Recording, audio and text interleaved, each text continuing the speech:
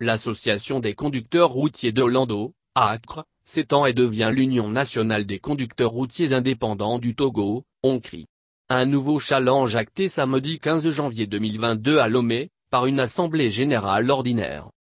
Afin de mieux œuvrer pour l'amélioration des conditions de vie et de travail des chauffeurs et conducteurs routiers sur le plan national, l'ACRE change pour l'Union nationale des conducteurs routiers indépendants du Togo, ONCRI.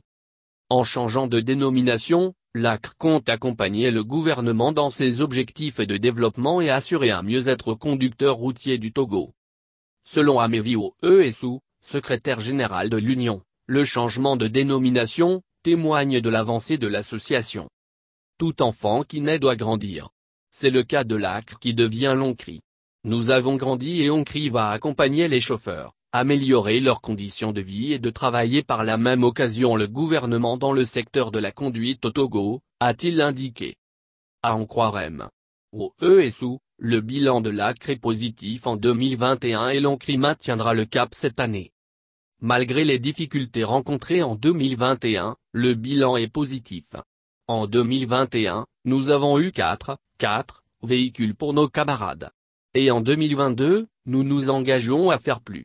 Aussi en 2021, nous avons sensibilisé en amont contre le djihadisme et ça devrait se poursuivre en 2022.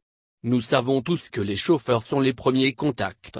C'est pourquoi nous attirons l'attention de nos camarades par rapport aux passagers qu'ils prennent, a-t-il déclaré. En effet, en devenant ONCRI, les activités de l'ACRE ne se limitera plus à la commune Golfe 4. Ainsi, l'ONCRI couvrira toute l'étendue du territoire national.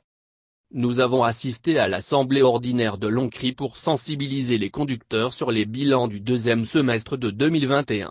Un bilan qui a été dévoilé la semaine dernière par le ministère de la Sécurité et de la Protection civile. Au deuxième semestre, nous avons enregistré 3577 cas d'accidents, 334 morts et 4655 blessés.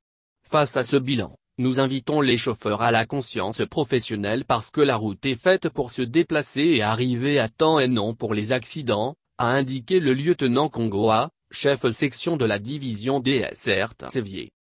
Aussi, l'occasion a été pour la DSR de sensibiliser les conducteurs sur les conduites à tenir sur les routes.